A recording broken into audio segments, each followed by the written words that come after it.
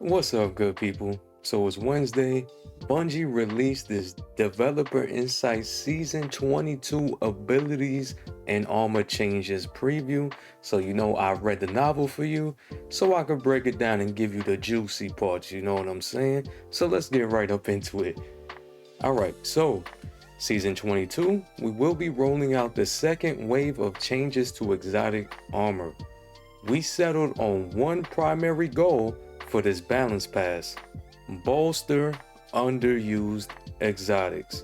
With that goal in mind, here are the changes we're making. Please note y'all, unless otherwise specified, the following changes leave the rest of the exotics benefits, aka perks, intact. Alright, here we go with hunters. Knucklehead radar is on first. The functionality of the Fold Tracer exotic helmet has been completely removed from that exotic and added to Knucklehead radar on top of its existing benefits. That's crazy. That's crazy. What do y'all think about that one?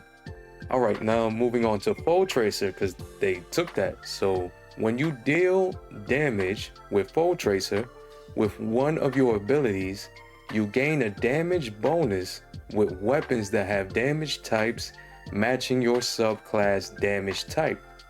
Additionally, when you defeat an enemy you've damaged with one of your abilities, either with another ability or with a weapon with a damage type matching your subclass type, you will spawn one of the collectible objects associated with your subclass. That means ionic traces, fire sprites, void, Alright, moving on to Lucky Raspberry. The exotic still expands the chaining capabilities of arc bolt grenades, but now instead of basing the energy or grenade energy gains on those chains, each time you damage an enemy with the lightning strikes from the jolted condition, as well as each time you pick up the ionic trace, you gain additional grenade energy. We've also given this grenade the intrinsic ability to stun overload champions. Now you don't have to jolt them and then trigger the jolt lightning strikes just to stun them. That is nice. I'm not gonna lie, out of those, well, I'll say it in a second. Let's talk about Renewal Grasp. We've undone the previous nerf to dust-filled grenade cooldowns when using this exotic. So it's gonna go back to how potent it used to be.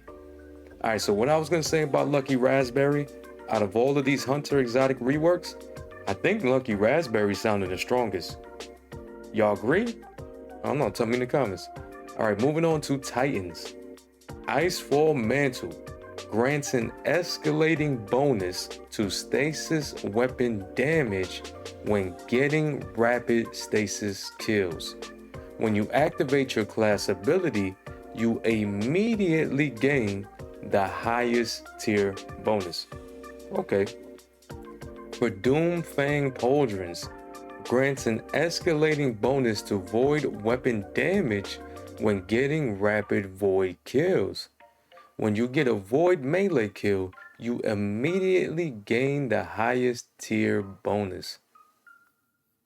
Okay, so if this is for Doomfangs, if they added this in with the effects it already had, this is gonna be crazy. Think about that. Think about running something like Graviton Lance with Doomfang Pauldrons and it just getting stronger and stronger and woohoo. I'll have a build video when that happens. Alright, Path of the Burning Steps. Getting a solar grenade kill now grants the highest tier solar weapon damage bonus. Okay, an improvement. Eternal Warrior, for my people who like to cosplay like somebody from 300. No, I'm just playing. The duration of the arc weapon damage bonus when your Fist of Havoc super ends, pay attention, has been extended to 30 seconds. It used to be 10. Now that damage bonus is going to be 30 seconds. Is that enough to get y'all to put that on? I don't know. We got to see, right? All right. For the ACD0 feedback fence, with the new perk, which completely replaces the old, so this is getting a rework. When melee hits give you an armor charge, you take reduced melee damage while you have that armor charge.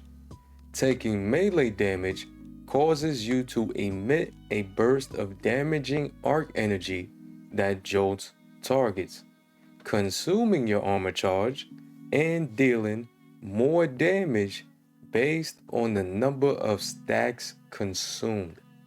Note that the damage dealt by the burst of arc energy should be comparable to its current damage for 0 to 3 stacks of armor charge. So basically they just wanted to work around the armor charge system, right? How do y'all feel about that one? All right, Hallow Fireheart. We've removed its base energy to solar abilities and replaced it with a perk that will let you build more into sunspots. We think you'll be seeing many more sunspots on the battlefield as a result. As for the perk that greatly increases your ability regen rate when your super is fully charged, we left that as is. I think that might be really good now. We'll see. All right, for Warlocks, Astrocyte Burst. Y'all might like hearing this one. This is interesting. All right, we've added 2 more pieces of functionality to the exotic. So remember, it already improves blink. Enemies near you, when you blink, become volatile. Additionally, when you're using the Nova Warp Super, the dark blink from the super does not consume super energy when you have that on. Yeah, it don't sound like too much, but this is a good rework in my opinion, on paper at least. On paper. All right, Geomax stabilizers. Geomax, hey y'all, look, Geomax. All right, so now, in addition to what it does, now picking up an ionic trace while wearing this exotic will grant Guardians additional super energy. So it's like a bootleg great value version of, sprinting the top off like we used to before. But you know what? I'll take it. I'll take it. That feels like a good compromise in my book. Just in my book. All right, cool. Wings of Sacred Dawn. This exotic now automatically reloads solar weapons, including the weapon you are holding, from reserves each time you get a kill while aiming down sights. Okay, so that's gonna be really good with, think about things like Jotun. I'm talking about PvE, okay? PvE, Xenophage, stuff like that. Winter's Guile. Now combatants encased by your Prenubral Blast melee, the stasis melee on Warlocks, will automatically shatter after a short delay. That does not sound like much, but with the right build, with crystals, maybe?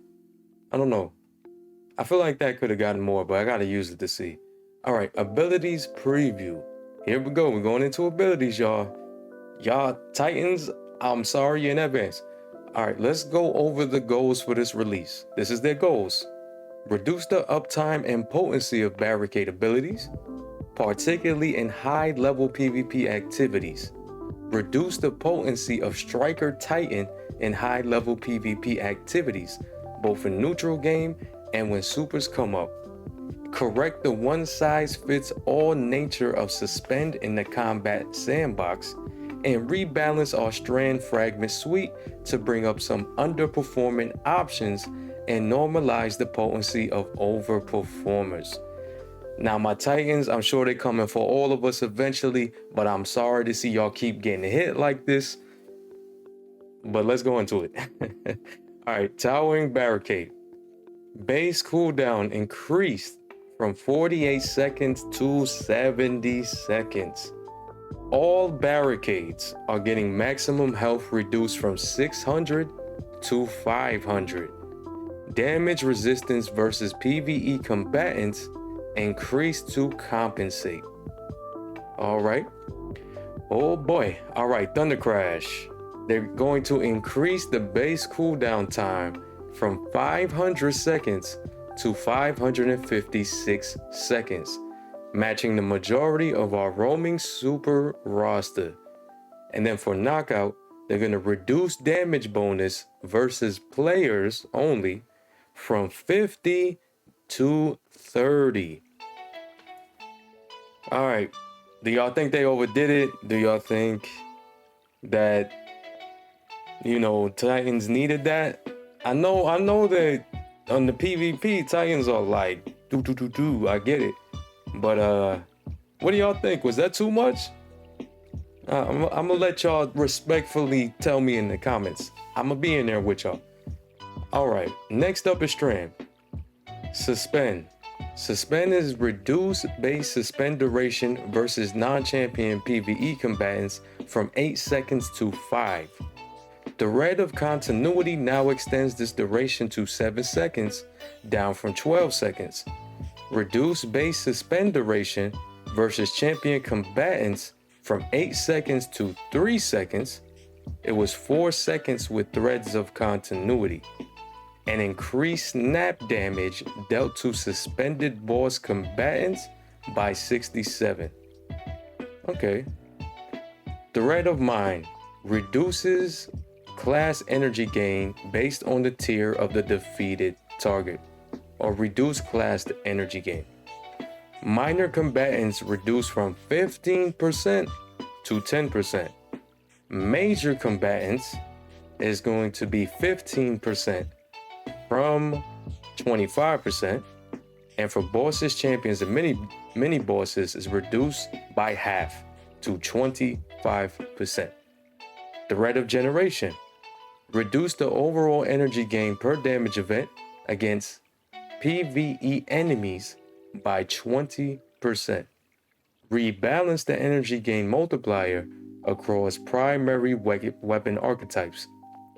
We wanted to bring the energy gains for dealing damage with precision weapons and fully automatic weapons closer together. Overall, we've reduced the efficiency of fully automatic primary weapons and increased the efficiency of precision primary weapons to compensate. In combination with these changes to Suspend, we want to shift some of that potency to other strand atoms. So here's what they're bringing up. The Redlings increased the Redling damage versus PvE combatants by 30%. That's nice. Tangles reduced Tangle creation cooldown time from 15 to 12 seconds. For Sever, PvE combatants affected by Sever now have their outgoing damage reduced by 40%. It used to be 30. That's nice. The Thread Runner Silk Strike Super, they say, is a bit unforgiving in the live game, particularly in PvP. So we've made some small changes. Increase Silk Strike damage resistance from 40 to 45%. Reduce suppression time between Silk Strike Super air attacks. Reduced vertical lift provided by Silk Strike Heavy air attack to reduce instances of missing the primary target. Okay, I think those are good changes. While the Thread Runner's Threaded Spectre aspect is performing well in PvP, we felt it needed a little TLC in PvE. So in PvE, increase Threaded Spectre lifetime from 10 to 12 seconds, increase Threaded Spectre health versus PvE combatants, The Red Inspector now takes longer to detect nearby PvE combatants at the beginning of its lifetime, and PvE combatants now more consistently focus on Threat Inspector instead of the Hunter, and allied players no longer have reticle magnetism toward Threat Inspector. That's good. The Brood Weavers, the Wanderer aspect is strong when thrown, but it was somewhat hard to use in some difficult situations, making it dangerous to leave the safety of cover to grab a tangle. Yeah, GMs? Alright, destroying a tangle now creates a delayed suspending detonation. Increase suspend detonation radius from 6 to 7 meters against PvE combatants. Increase thrown Wanderer tangle detonation damage to match standard tangle detonations. Alright, for grapple melee, it's always going to take priority while active, regardless of whether or not a target is within range. Alright, as mentioned above, we're shifting some of the power of suspend to other strand atoms. We took the opportunity to make some of the strand fragments that correspond to thread links and sever more attractive. Alright, so here's the changes. Thread of propagation will grant 10 strength. Thread of continuity no longer grants 10 strength. Thread of wisdom no longer requires a precision kill to activate. Thread of isolation reduce the number of precision hits required to activate by an average of about 30%. Varies by weapon archetype. And for Thread of Rebirth, the number of created threadlings now increases based on the tier of the defeated target. You get 1 more for minor combatants. You'll get 2 for elite combatants or players, and for bosses, champs, or mini bosses, 3. All this is coming in season 22, y'all. And they got more changes that they're gonna talk about on launch day and everything. So, wow, I know this was a lot. Well, almost 20 minutes, but it's a lot of info. So please let me know what you think about the nerfs. What about the reworks to the exotics? Y'all excited? Or y'all like, damn, you still didn't touch this exotic I want? Tell me about it in the comments, please. And remember, likes, subs, but especially the comments help with the algorithm. You be helping me back. And thank you for being here, period. I appreciate y'all. I'm out.